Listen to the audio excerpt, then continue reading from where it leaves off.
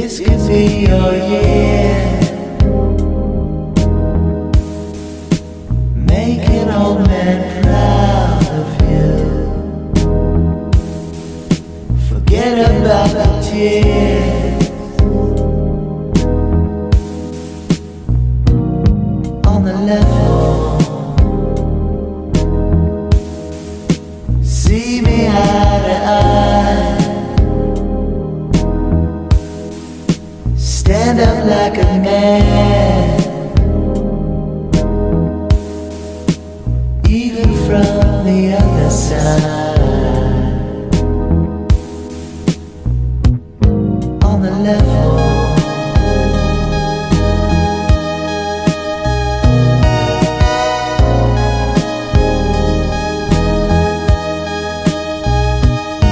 On the level.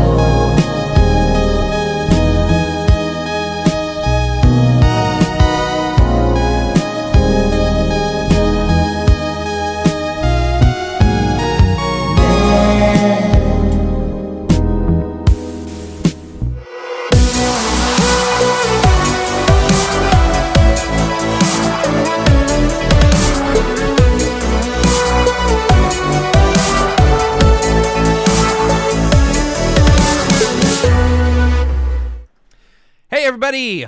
Welcome to another MoGraph podcast. I'm your host, Matt Milstead. Joining me this week, we're super excited to have here Matt Swoboda, founder of Notch. Hello. How you doing? Yeah, and I can see my picture is a little off. I was trying to fix it in my... here we go. Just going to do this live. Yeah, there we go. I got it. Perfect. Yeah, for those who are watching the live stream on Thursday, I had to completely rebuild my OBS system after we crashed and burned really hard, so that was a lot of fun. But yeah, we're back up. We're running. We're super excited to be here. It's going to be fun. This is an early morning one, so yeah, we'll see how it goes, you know. Haven't had my coffee yet. Haven't had any caffeine. But, you know, we're here. So, yeah. Want to give a big shout out to our sponsor, Otoy. You know them. You love them. They're the makers of Octane Render and the Render Network. With Octane, you can create super photorealistic renders incredibly fast, and for those renders that need a little extra push of power, the Render Network has you covered. Render Network allows you to render your Octane, Redshift, and Blender cycles frames in a fraction of the time and a fraction of the cost of other cloud rendering services. For those who were curious about Render Royale, I reached out to them, and I don't think they're going to continue with that. They're looking at other options in order to, you know, kind of drive up some more fun stuff, but I don't think they're going to continue on with Render Royale this year, but that's okay. Remember that RenderCon is in April. I'm sure we're going to talk more about that at, you know, later dates when it gets closer to it, but make sure and check that out. But we are here to talk to you, Matt, founder of Notch, Matt Swoboda. Yeah, I've, you know, you and I met in... at Half Res in Chicago. Really fun event. And you know, that was my first introduction to you and Nick. And it's been great. I've played around with it a bunch. And then we had Armin on the show for the last MoGraph Hangout on Thursday. The stuff that Notch can do is absolutely incredible. And the fact that it is real time is pretty insane. For those who haven't used Notch, Matt, are you able to give like just kind of a little background about it and what it is and a little bit about the software? I can do that. I'm going to start. Let me start at the beginning. So the idea was we wanted to make tools that ran in real time. We used real-time workflow, but felt a lot like using the kind of tools you use to make offline video. So we wanted to give you like After Effects, C4D, bit of Houdini, all in one box, but make it real time.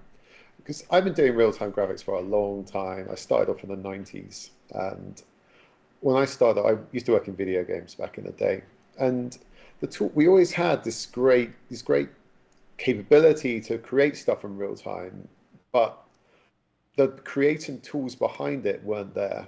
We really wanted to supply tools that were designed around the creative flow, around the creative outcomes. And the real time for us, it actually became more about a workflow thing, not an output thing. Mm-hmm. Like real-time output's super nice, but it's way more important to be able to edit something live, to be able to edit something in real time and see how it changes. And that's more important. When you hit render, you've got time. Yeah. But when you're making something or edit something, you don't have time. That's when Yeah. you want to feel the stuff instantly. There's this kind of saying that, like, this kind of theory that if you don't see a change instantly, it might as well take 2 hours. Yeah. Yeah. You see what I mean? If your eyes can A/B a change, then you can make decisions in the moment that are creative. Otherwise, you forget, your brain forgets, and you might as well just take hours and hours on it. So real-time workflow became super important. So Hmm. we built these tools around that concept. The outcomes might be real-time outputs, they might be video, they might be anything, but we wanted to give a real-time workflow, but in a way, in an environment, a tool that makes it feel good for people from other backgrounds, for someone from After Effects, someone from C4D, those kind of things. Yeah, I did notice that, especially with when Armin was showing off, Notch on Mm, last Thursday. What was interesting is that not only do you have this node-based system, but it's also like layered, hierarchical, similar to the way After mm, Effects works and stuff, which was really interesting. I'd never seen that mm, before in any sort of program that I've worked with. yeah. So when I started out back in the day, people was just starting to get onto node-based interfaces. Yeah. Back in when I remember working at Sony in sort of mid 2000s, and people were starting to use node-based tools for video game stuff, for VFX and things. And you kind of looked at that and thought, that's really powerful, and it's also really awful. Like, like you have a chain of Yeah. effects. You think, how am I going to reorder those effects? Mm-hmm. Got to unhook them all, move them all around. Yeah. And I was like, why on earth would you do that? That sounds really crazy. Why don't we take the best bits of both? Because the node-based thing is super useful. If I want to make a 3D model over here and I want it to turn it into particles over here, if you're using a layer-based system, there's this kind of inherent underlying node-based fake structure you can't see that says Yeah. that one goes in there. So I thought, no graphs are great for this. They make it explicit. You can see everything, you can feel the connections. But you want to get rid of the reordering problem. So why don't we just use the vertical position of the nodes Mm-hmm. to do like layer-based ordering within the graph? And we did that. And then we realized no one else on Earth does that. So it was quite confusing when people get into it. But then when they realize why, it works really well. Yeah, yeah. It seemed like you said, yeah, it may not be intuitive, but it's very powerful, which is cool. Which is very I think cool. it's not, it's intuitive once you get it. Yeah. It's again, it comes back to the real-time workflow thing, right? Mm-hmm. So imagine you could render really super fast, like real time. Mm-hmm. What's the next slowest thing you do? Next slowest thing. I mean, I just render it, right? You But know? like, if render's fast, like the next slowest part of the process is like keyframing is Yeah. slow, Yeah. or like building graphs is slow. This kind of thing. So if the rendering isn't a problem, other stuff becomes way more sensitive to your mind. So you have to Yeah. make that faster too. You have to make each part of the process faster. So rearranging nodes in a fast way became like a thing. Yeah. Started to matter, right? Yeah. Especially when you're working in like, live events or graphics or you're doing Mm. things live. Yeah, being able to easily move things around and change, I can see that as being a real big positive. A real big So advantage, I mean. Yeah. I think what it kind of became was that so when you have the sort of real time, when you start using a real time workflow, it changes the way you make stuff. Mm-hmm. Yeah. It means you approach problems in a different way, right?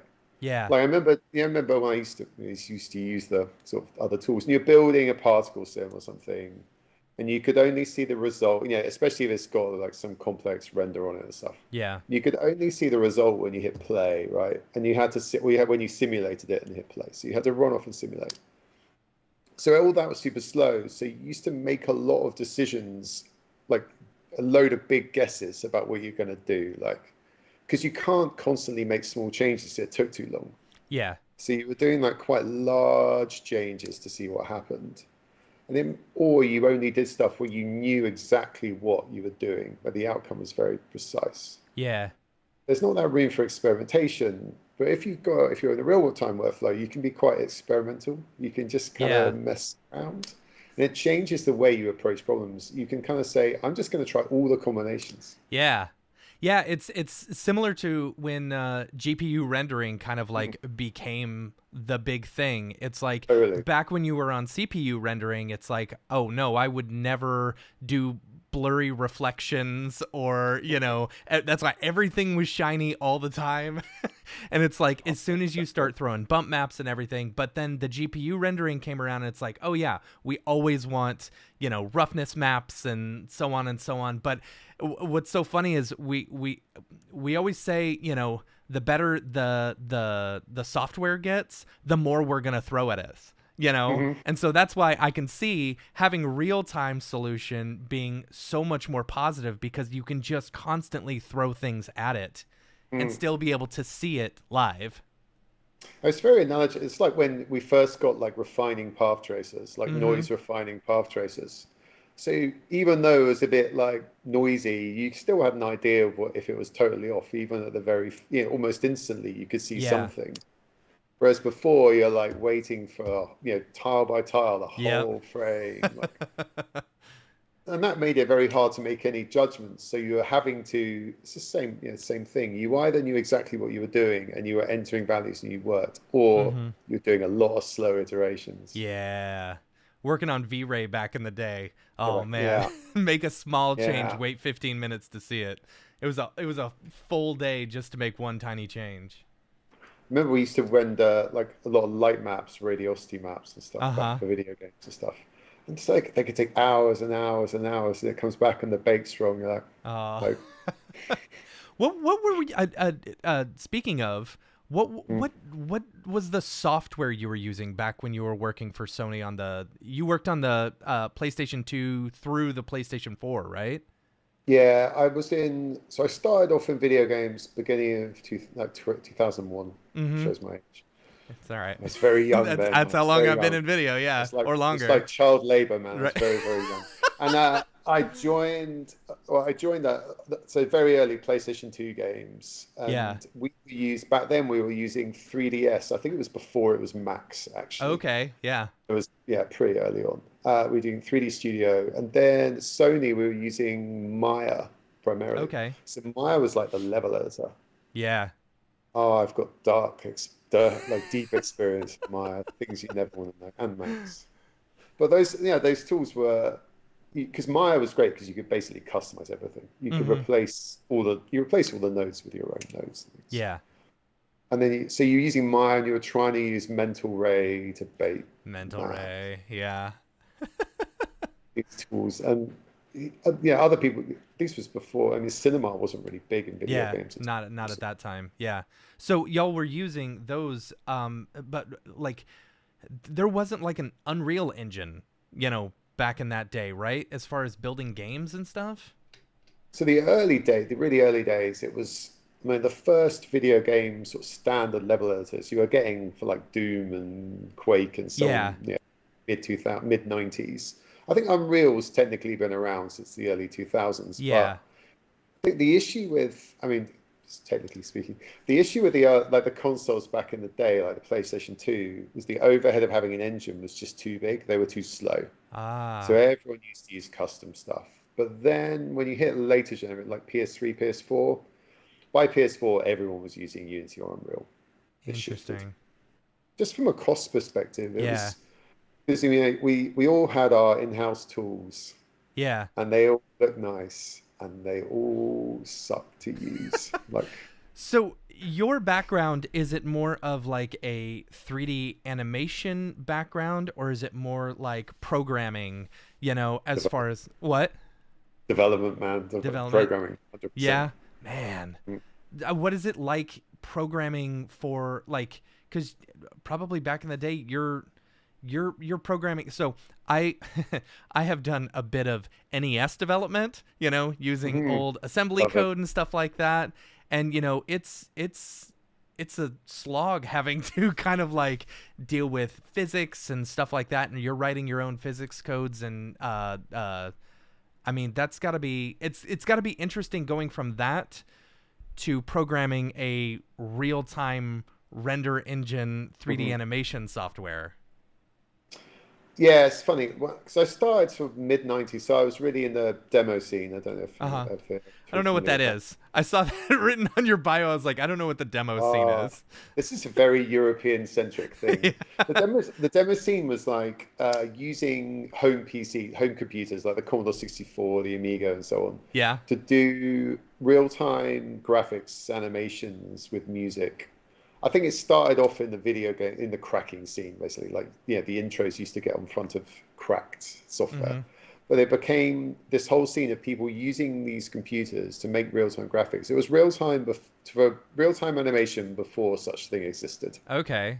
Really, Okay. really on. It became massive. So a lot of companies have sprung out of it. Actually, you kind of, particularly in Europe, there are a few companies kicking around where they've been started by ex-Demoscene people, and so what it meant was we were using those kind of really early, like things like the Amiga, the Mm-hmm. earlier PCs Yep. to really trying to push the machine to do real-time graphics. You didn't have to worry about running a video game. You were just doing an animation that was real-time Yeah. rendered. I think video, and then video games are a natural step to that. I mean, when I started on the PlayStation 2, I mean that thing was brutal. It was very unforgiving as a tool, Mm-hmm. as a programming platform. But at the same time, you couldn't do all that much with it. So Yeah. the complexity was far lower. I think you look at what we have to do these days from a rendering point of view, complexity of engines is enormous now. The Yeah. capabilities are really, really demanding. So there's always been this trade-off of simplicity and actually being hard to make anything at all. Yeah. I remember, yeah, PS2, I remember we were writing like the vertex output loops, and they were Uh-huh. like 7 cycles or you're in trouble. And it was all assembler handwritten. And yeah, you wouldn't do that now, that's for Yeah. sure. What was so using the early Amigas, and I feel you on that. I use the Amiga toaster, the video toaster The back video yeah, toaster, yeah. Yeah. long time ago, and it was funny because this was even when, this was 2003 to 2005. We were still using that at an old place that I was working, and it was a really, really old machine in comparison to some of the newer like G5s that we had, you know. But it's like, so how are you creating live video using the older systems? Because it seems to me like now it's a lot easier, especially with programs like Notch or Touch Designer or Houdini or something like that versus way back in the day. Hand coding it. Yeah, wow. Yeah, it wasn't a good idea, but And it were was you an idea. hand coding live? Like I've seen, No, I, God, I don't know if no, you've that was seen too much. on like there's been a few live streams or something where there are people now making music with code, and just writing that live, which I think is really cool. Have you seen the live shader coding competitions? You've seen No. those? Oh, it's worth checking out. That's actually quite funny. They're like sort of typing in shaders to do That's kind of so funny. live. Yes, I don't know if I ever want to code live in my life. Coding fast is bad enough, but having someone broadcast it seems a little next level. That's funny. But no, yeah, I can't remember what the question was. Yeah. Back then you just made, because there's certain thing, a lot of 2D effects were quite Uh-huh. easy to do. So you could do, tunnels and warps and things like that. Yeah. And those things, all the classics. And over time, 3D took over. And you started making 3D engines and eventually achieving things like lighting and all the Mm-hmm. basics. It's really similar to what people were doing in rendered stuff but just 10, 20 years behind. Yeah. Yeah. Yeah. Now you worked in live events as well, right? So after I left Sony, I decided to change. Because I started working on tools for my own projects recently, Sure. sort of mid 2000s. I made originally the first kind of version of what would become Notch. I made for myself. I wanted to make a tool that I could use to make the kind of projects I was working on back then. But doing a bit of projection mapping, some sort of live Mm-hmm. performancing, some installations. And then I kind of decided, had the choice of like, do I just try and make projects, or do I try and make the software? And I decided to make the software. Yeah. So I think this must have been about 2013, 2014. I kind of randomly I got introduced to this guy called Ash from Disguise. I don't know if you know Disguise at all. I don't know. They're big media server company. We met in a pub or something. We started talking, and they had this amazing tool that is used on all the a lot of the big live events, things like Eurovision or Mm-hmm. most world tours, things to output video. I had a tool to make video, so we thought, why don't we work together? Why don't we try and do something? So we tried it. We tried to do an integration of our software, and the first show we did, we worked on Eurovision 2014. Mm-hmm.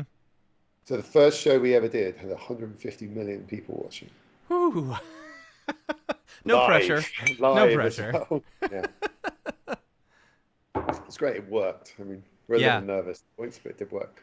And with that, were you doing any of the graphics like messing around and playing and adjusting live, or was it all like pre-set up graphics that you were then running live through their server? So back in the day, because Notch was always designed to, I mean, the original concept was to use it as a real-time workflow, but to output stuff that was pretty much pre-canned, right? Okay. It could be rendered to video, it could render live. But then when we started working on the live side, they wanted things that could be controlled by tracking systems or a Mm-hmm. lighting desk or controllers. They wanted things that real-time graphics that was interactive. Yeah. It needed to be able to be interactive through all kinds of different means, because video on a live show, like when you go and see a live show and the video is just pre-canned, Yeah. it gives you that kind of pre-canned feeling that maybe it doesn't connect in the same way with the performance. Yeah. And I think, and also, what I think on Eurovision particularly, what they wanted, they had this, I'll tell you what it was, they had this tracking system, Mm-hmm. this guy going around on roller skates for one of the songs. And they're like, wouldn't it be cool if the guy going around on roller skates created particle effects going behind him? Ah. We're like, okay, fine. And we did. So we did this, and this was all driven by like a tracking system, right? So Uh-huh. it had to be real time. Had to be real time. But what it meant was, I mean, imagine trying to tell a roller skater, you have to skate exactly here because our video has Yeah. been canned. Yeah. Don't miss. Like you've got Yeah. this. Like a good dancer will pretty much go where you tell them to, but I've never seen someone on roller skates asked to go exactly on the same track Right. time after time. So doing it real time made sense. So yeah, so it was real time graphics that we set up, but we exposed hooks that the system could drive with controllers, like Okay. real time. And were you using like Connect type things that were sensing the data from the roller skater, or was it how were you setting up that in order to have them control the particle systems? This one was done by a pressure sensitive LED floor, which still gives Wow, me that's cold so sweat when cool. I think about it. Actually, it was pretty terrifying thing. But these days, I mean, there's loads of ways you can do it now. You can get like OptiTrack systems that people use in live environments, black Uh-huh. tracks. So you can do all these kind of big camera tracking rigs. There's a bunch of ways you do it. On an enterprise scale, you can do this stuff pretty big. That's pretty But I mean, awesome. there's so many things people use these days for these kind of solutions. We do live mocap now. We Mm-hmm. do audio streams, LiDAR, a lot of live LiDAR is great. There's a lot of solutions these days, awful lot easier. Yeah, I'm sure. Back then, it's painful. But then, so after Eurovision, we managed to get away with randomly. I got brought in to do some content on like an Ed Sheeran tour was going off. It's Okay. like 2015. And from my friends at the studio, they brought me in to do a little bit of work on a couple of tracks. They were sort of like using particle effects to make it look like paint splats and that kind of thing. It's Mm-hmm. quite a cool, fun job. And while I was there, they were programming Ed Sheeran in the room, right? They in the rehearsal room next door. They were Mm-hmm. doing like lighting and video pre-programming. And I popped in and said hello, and the guy, Mark Cuniff, was running the show, and he said, "We're using this old system, to do like video effects from the live camera feeds." Mm-hmm. So they were bringing the camera, like all the live, because you have a bunch of cameras on a Yeah. stage, right? You have a load of cameras. That's how they do those side screens with all the big camera views of the artist. Yeah. They said we are bringing those into our servers and we're putting some effects on them. I was like, interesting. I bet we could do that. Mm-hmm. So we tried it with Notch. She was like, why don't we just take the camera feeds and put it through Notch and use all of our tools to make video on it and just do it live? Yeah. And we tried it and it worked really well. Like it worked surprisingly well. Uh-huh. Because instead of just having a few little effects, you could now effectively make a piece of motion graphics, but Uh-huh. with like a live camera input rather than the video. So suddenly they were able to make like to the problem with live events, like you go to a gig, there's a dual problem of firstly, everyone just wants to see the artist all the time. Yeah. Right. You want to see the artist. You don't want to see someone's video. Mm-hmm. And the IMAX screens are always at the sides. So everyone spends their whole time looking like that at the side screens. Yeah. Meanwhile, your beautiful stage design with all the video on it gets ignored by Yeah. all the people who are watching the side screens. And also, like, but the problem with all these just the video, just the raw camera is it does get a little boring watching the same thing after 2 hours. Yeah. So what we did by using live camera and turning it into video, turning it into content, turning it into something creative, is you could put it front and center and you solve both problems. Mm-hmm. You see the artist all the time, but you're also able to sort of introduce narrative to it, make it a visually compelling, interesting thing that can change and move. Especially if you have performers who don't move that much. Yeah. So some of them are very animated, some of them are great to watch, some of them need a little help. So in that case, like being able to do that kind of keeping the camera front and center and making something cool out of it, it meant that it had a massive impact on the way shows were designed. Mm-hmm. Because previously, I mean, they just had a few effects that they could get in the server, like we can make it black and white, or we Yeah. can do that kind of thing. Now they had this huge tool that they could design. The people making the video, the rest of the video, could design stuff in with live camera. Yeah. How easy And was it to integrate your systems that you were building into other live events? You know, were you having to, I guess I should start with, at what point did you realize, oh, I'm programming this, you know, real-time software for live events? I should turn this into a business, you know? So, yeah, no, I did. So actually, it's before that, right? So I think it was a few years before I was working on a bit of projection mapping. I was doing some projection mapping jobs. I did a couple. There was this, I think it was for Adidas. There was this big like Champions League final in Munich. They did this projection map of the building. I was working on with the team who were doing it. They brought me in to do it, and I don't know if you've ever done any projection mapping or anything like I that, have, if yeah. you've had it. Yeah. So you do it when you do an outside projection map. You do it on your monitor, it looks super great. You Yeah. put it on the building, your projector's not that great, and no one turned the street lights off. Yep. And the building you're shooting on, someone's left the lights on in the rooms with the Yep. windows on, and you can't turn them off. It just doesn't look that great. Yeah. And then you're like, okay, now we need to go back and change all this. However, this is the rehearsal. You only get one of those, and we're running live tomorrow. So we're all in hell, right? Yeah. So because the video was massive, they had a load of it, and they were going to have to go back and re-render it. And we were like, because I had my system, I could go and like load the 3D up and relight it all real time. We could Yeah. try all that out and make something that actually looked good, work out the levels, work out the way the lighting has to work, make everything super harsh, recontrast it, regrade it. Yeah. So it looked good on the camera, on the rehearsal, even with all the conditions that worked.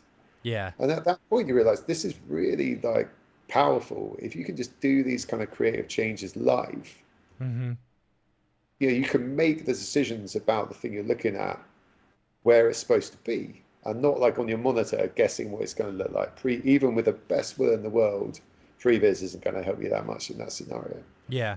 So you're able to make creative decisions based on looking at the thing on the thing. Uh-huh. At that point, I think I realized like there's something here. There is something here. Yeah.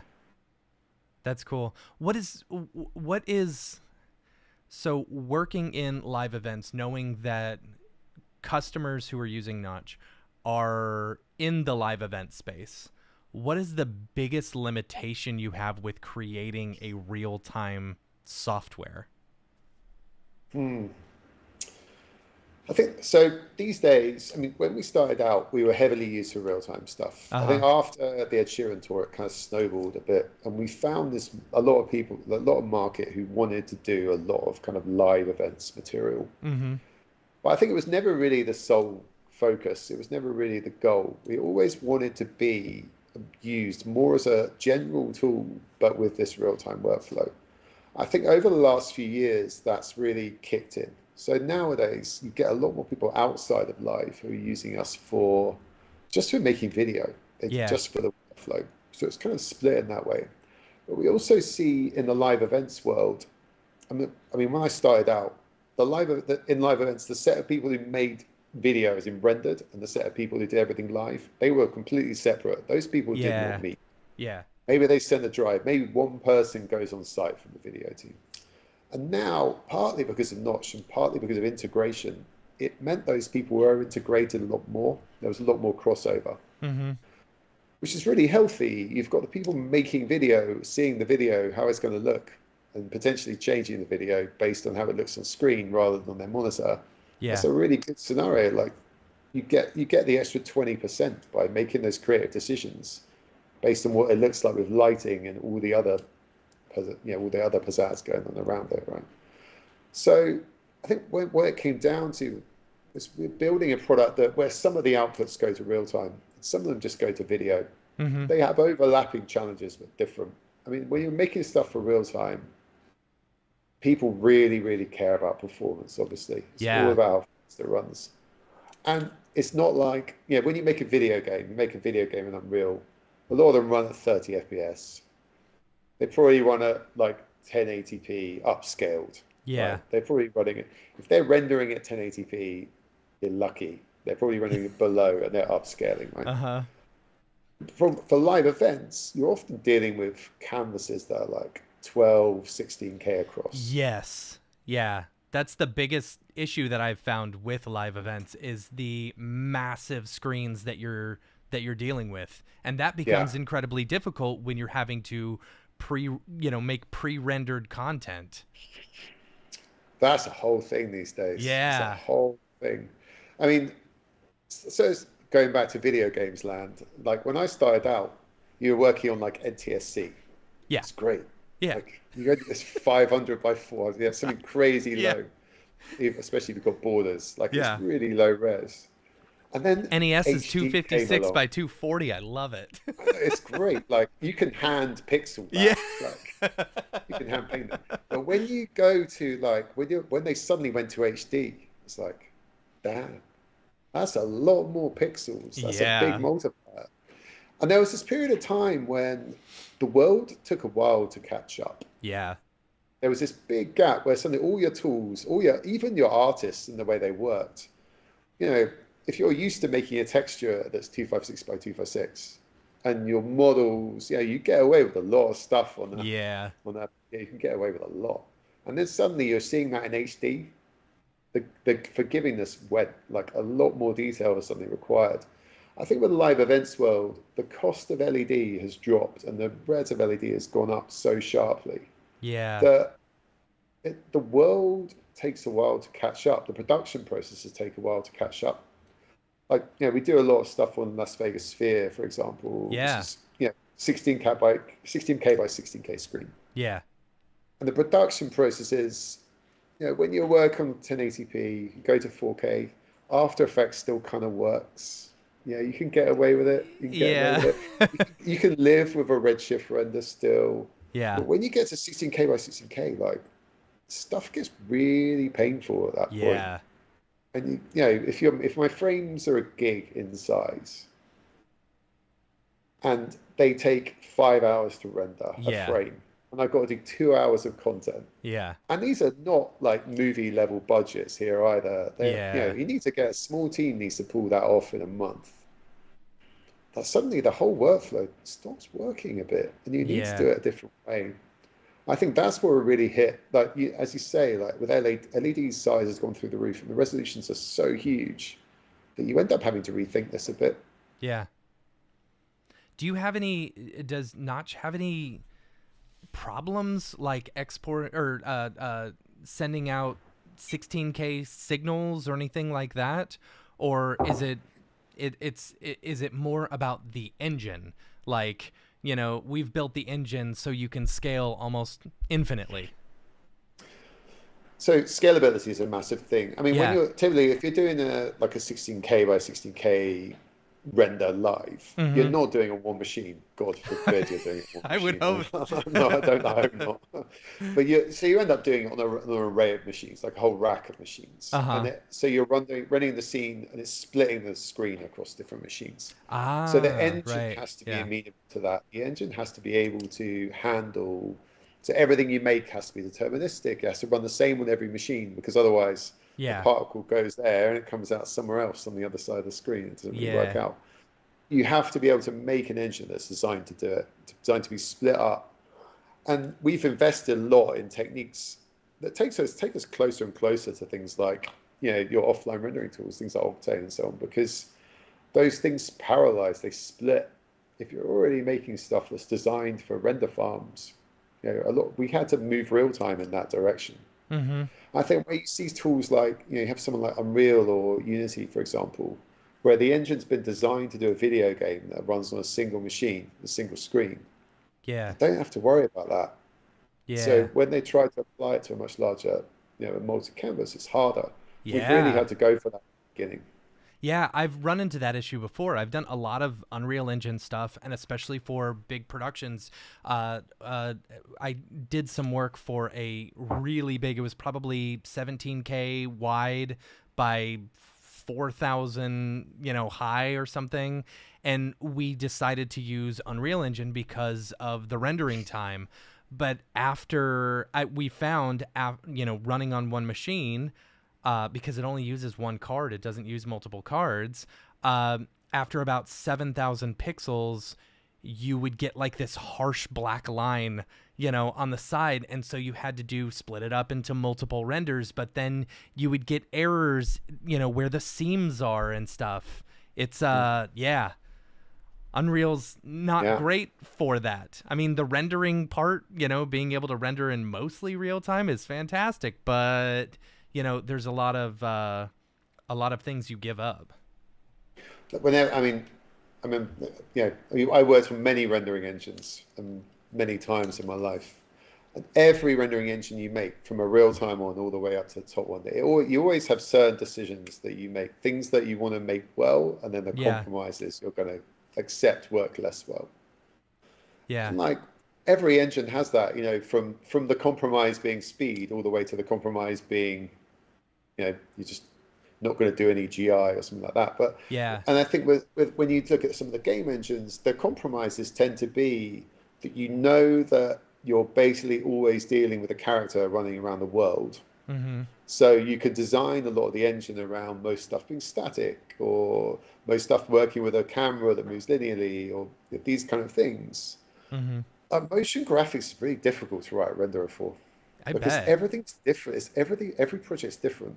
Yeah, And quality is so important, like sharpness and like you're not going to accept anything blurry and not quite right. The yeah, fine grained quality is so important that the set of compromises you can make are quite different than if you're doing game central.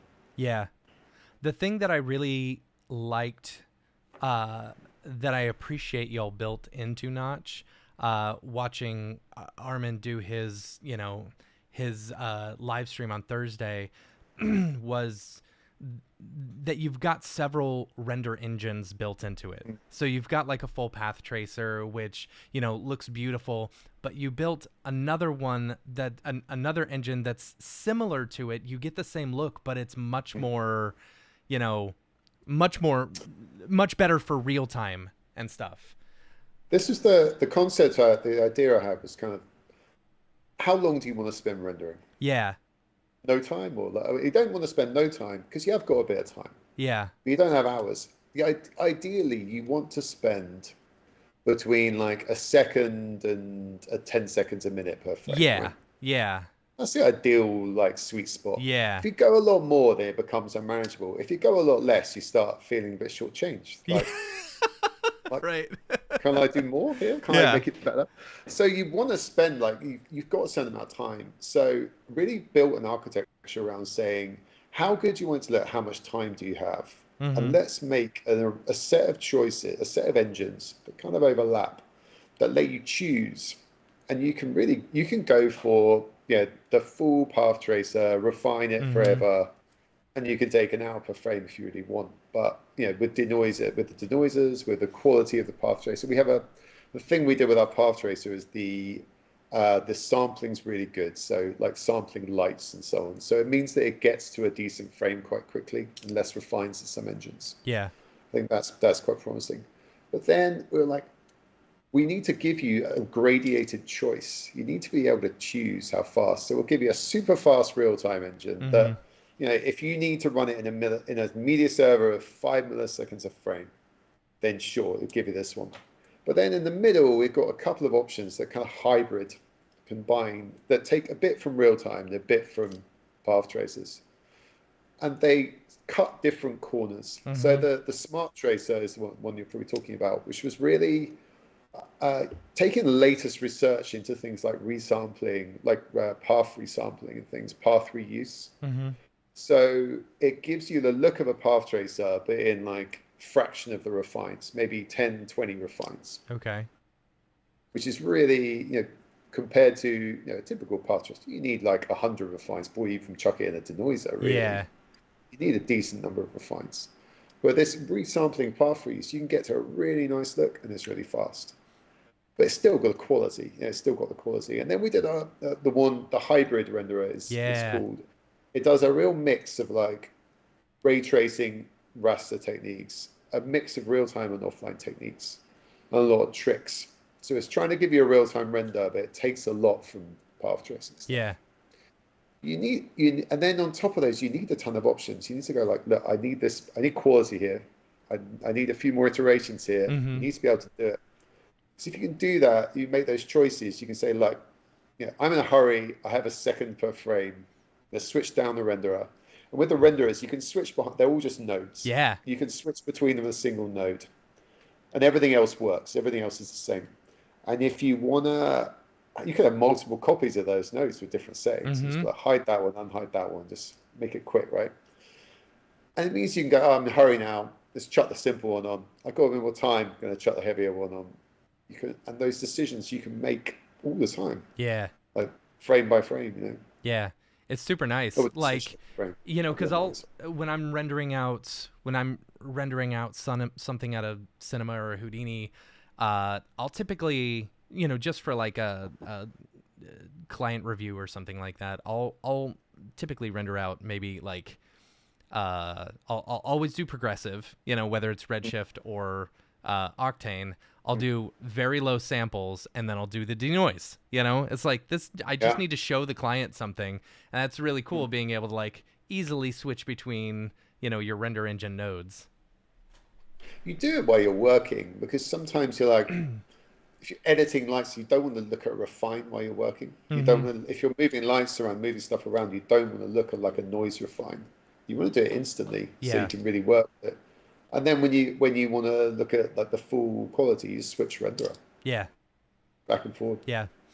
switch it all the time. I was really surprised with how much you could throw at Notch. Like Mm. with Armin was just adding nodes and adding nodes and adding nodes, and it was still real time the whole time. It's like if you Mm. tried that with any other software, you'd get a crash almost instantly, or it would be going, 10 seconds per frame in between frames.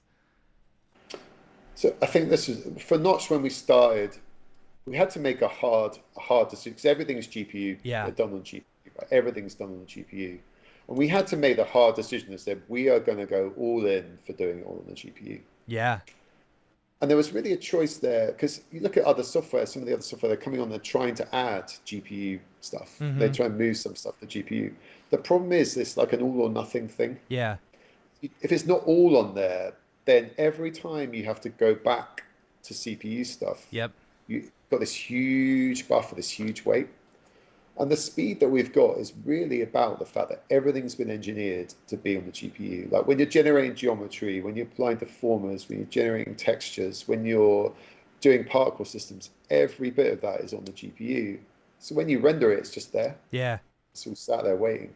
Does that mean that you've got to have a pretty beefy GPU in order to keep everything going? Like, is VRAM like an issue?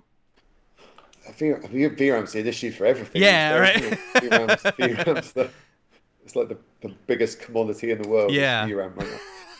I mean, depends what you're doing, right? It depends what you're doing. If you can use Notch as a 2D comping tool. Yeah. And it will do an 8K comp like 100 times faster than After Effects will. Yeah. And it's great for that. And you don't need that much. You don't need as much power for that. But if you're doing a massive, really, you're doing a billion poly 3D scene and you're going to do a lot of lights and stuff, then yeah, VRAM becomes important. When we talk about, volumetric sims and so on, we all know how heavy they get on VRAM. Yeah. Yeah. I mean, everyone's buying up the VRAM for their AI nowadays, aren't they? So it's getting more and more prevalent. Are you able to use multiple GPUs with Notch, like to share the VRAM, or it's all got to be on, or if you're doing it, it's got to be on, the same on each card? It's VRAM sharing between GPUs in practice is for real-time stuff. It doesn't fully work. Really? Because you end up shuffling between them all the time or simulating both. So we've got a multi, for rendering out, we can leverage multiple nodes and so on. But you tend to do it frame by frame rather than sections of frames and work it like that. I think that because there's so much work that ends up being duplicated or being copied, that ends up because we're doing so much work aside from rendering on the GPU, all that stuff has to be duplicated and moved. So the benefits of multi-GPU become way less than you'd like. Yeah. Also, NVIDIA killed off SLI, which is they did. Killed off the NV link, which is super annoying. Yeah. What's that? All of my machines have got old 3090s, and they've all got NVLink on it. Little NV link. Yeah. Exactly. Y'all just had a new release, right? Yeah, we're gearing up for coming out of beta full launch very soon. That will be very, very soon, as I'm sure it'll be. That's exciting. Noted. Anything people could look forward to on the new release? And one of the biggest things we've got coming up actually is the release of our After Effects plugin. Oh wow! Okay, tell me more about that. So if you can. no, definitely can. I mean, you're the founder. You can talk about anything you want. No one I can't get in trouble with anyone, so it's fine. With After Effects, because we did our own video codec a while ago, right? We did the codec called Notch LC, and as such, we got our fingers dirty in the world of Adobe plugins. Yeah. And yet we decided to do another one. So we came up with the idea of doing. Think about Notch as an engine because it was used so heavily in live, and it's used within a lot of systems like media servers and so on. There must be 10, 12 systems out there that integrate Notch playback. Things like Touch Designer, Resolume, loads of systems use this now. So you can make a piece of content in Notch, export it out as a single file. So it includes the engine and all the data, load it in that tool, and it runs the thing, gives them full timeline control and parameters. And we thought, you know what, that would be really great if you could do that in After Effects too. So we made a plugin that you can make content in Notch and you can load it in After Effects and run it within After Effects. And what this means is, so on the After Effects timeline, you get parameters. So I can have a 3D scene that I've made in Notch, load it in there. You can scrub around and play it around in After Effects and edit the parameters. So if I want to move an object, I can move just tie it to a parameter and move it. Yeah. I can keyframe it. I can also stream through previous After Effects layers. So if I want to put a layer through our Notch's comping system, you can do that. Oh. The advantage being, so Notch is it's real time, right? Yeah. It's a lot faster than it's 1,000 times faster than After Effects. So you can run this stuff in the viewport, and it's A kind of thousand real is time. being it's being generous. But this is actually really like, because suddenly you can use full GPU power for all the, you can use Notch's massive post effects chains, all the glows and stuff Mm-hmm. as a replacement for After Effects, or you can use it as a 3D engine within After Effects. You can use all these kind of, all the nice stuff we've done, but now you can make them available to the team, the rest of your team who might necessarily not be using Notch all the time. Yeah. And Make is it it much is more. it is it built in a way that's similar to, say, like the what is it? What's Boris's uh motion tracker? Similar to that, or like a C4D Lite or something, where it's like you put the plugin on the layer and then it opens up the standalone app? Or are No, you piping over, like you're exporting a After Effects template type thing, kind of like a Mogurt, and bringing that into your After Effects project? yeah, we've got, so in Notch when you build your scene, you can choose what the After Effects site's going to look like. Okay. So Yeah. you define what hooks you want to expose, what parameters you want to expose the camera control to AE, that kind of thing. And choose, if you've got image chains or video chains, you can choose those to be After Effects layers instead of images or video from Notch, right? Yeah. So you choose where you want to expose, and you choose the order, you choose the little UI basically. You make yourself a little parameter list, and when you export that out and load it in the plugin, those are what you get on the timeline. That's really cool. What's the but let me ask this. What's the advantage to, because I feel like if you're using Notch in order to do all these things, you're in Notch, you know? Like True. what is necessarily the advantage to bringing it over to After Effects? Is it for people who are like, you're creating something in Notch, bringing it over to After Effects, and then handing it off to someone else and saying, who may not know Notch but only knows After Effects? I think that's it. I think that After Effects is a huge ecosystem, a huge set of tools. Like, I think what we found over time, like, people used to make monolithic tools. Mm-hmm. I think nowadays people use a chain of tools. Yeah. Everything you make goes through 3 or 4 different tools. Yep. And After Effects is really good at some stuff. Like, it's great. Things like, some of the 2D tools, some of the tracking tools you might use. There's a lot of stuff that people are going to still do in there, and there's a lot of people who want to stay in there as well. Yeah. And I think bringing the or, bringing Notch capability to those people, and also enabling interop, I think it's really helpful. I think it helped. Notch is designed to be part of a pipeline. Yeah. We can be the everything. We can be the whole pipeline. Yeah. These days in the real world, you want to, we import C4D scenes, we load them natively, Yeah. and we give you all the instances and everything. We give you as much as possible of that original C4D scene in Notch, because you're part of a pipeline, part of a tool chain. And I think AE being on the end of that is a natural extension. Yeah. It's enables all those people who are really comfortable in AE to still get those benefits. That's cool. And it helps you build a chain of stuff. Like, you might build a C4D scene in C4D, load it in Notch, set up the render, set up everything. You bring that into AE, and then you've got a live, really nicely rendered 3D scene that you can modify, work with. I love the ideas of being able to pipe the parameters over to certain things that you're going to change into After Effects, because especially it being in a pipeline, if you're handing off the project to someone else and you're like, these are the only parameters that you need to worry about, like, oh, here's a text updater or something like that, or here's color parameters or things like that. So we really want to bring, because we've done in live events, we did this, right? Mm-hmm. And we ended up with this, you do exactly that. You have people making certain sets of the work, and they hand it off to people doing the next set of the work, the live operations. So I think we really want to bring the benefits of this workflow to the motion graphics world as well. Imagine making a spinning logo animation, but you can change the logo just by switching a thing.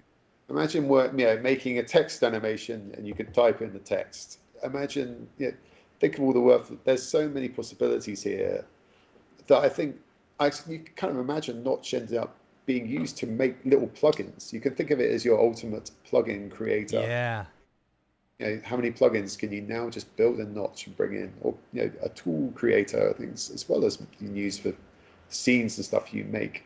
But being able to make it, create an interface, hand it off, and it's real. And everyone knows what they have to do. Everyone knows what their part is. Everything's been. You're free to control it, but also guided. Yeah. Also, limited and protected from. And things. is it just an After Effects plugin by itself, or do you need to have like a full subscription to Notch in order to be able to change and update and do all that with the After Effects plugin? The After Effects plugin does not require Notch license. Nice. It's separate. I mean, you want a studio where you have a bunch of Notch users. You're going to have Houdini teams, C4D, Notch. It's going to be all these things, and then you've got the After Effects team, and they're not necessarily all going to use all the software. Yeah. But they need to be able to work with the chain. Okay, I got one last question for you because we only got like 5 minutes left. Is Notch able to do AOV passes and such? It is, yeah. We added that a few releases ago. So we got Cryptomats out, and we've got AOVs right now, a bunch of AOVs.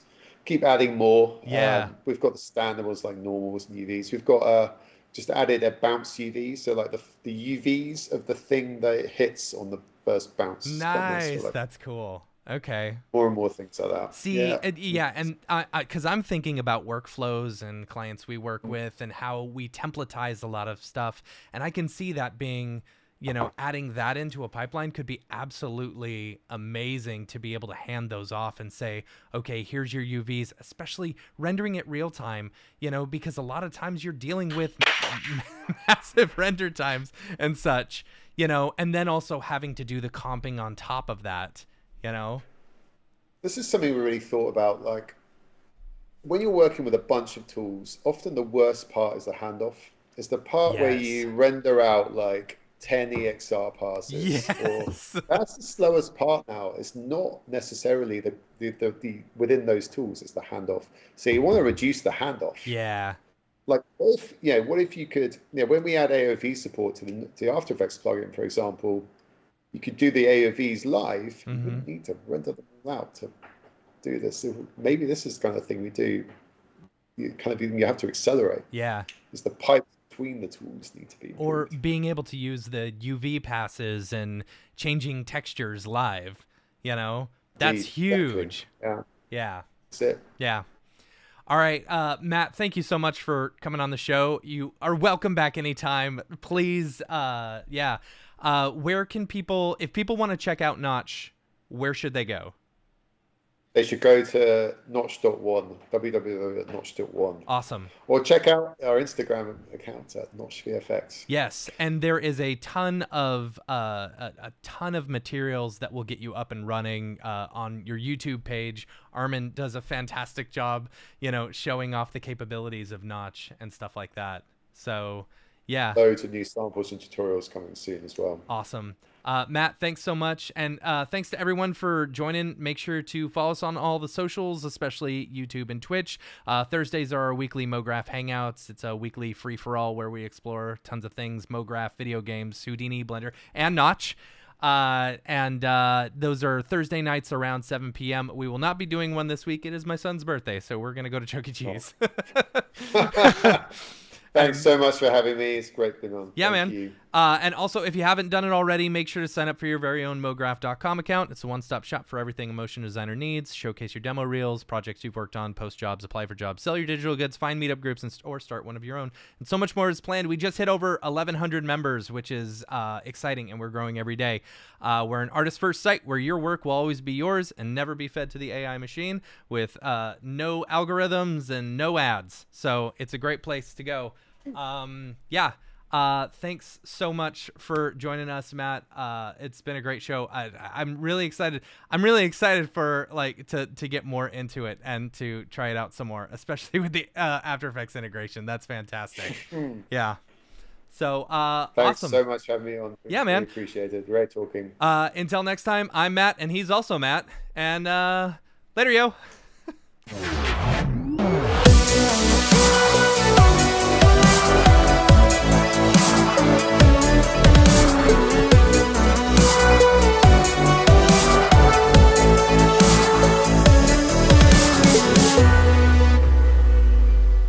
It's pretty good, I guess.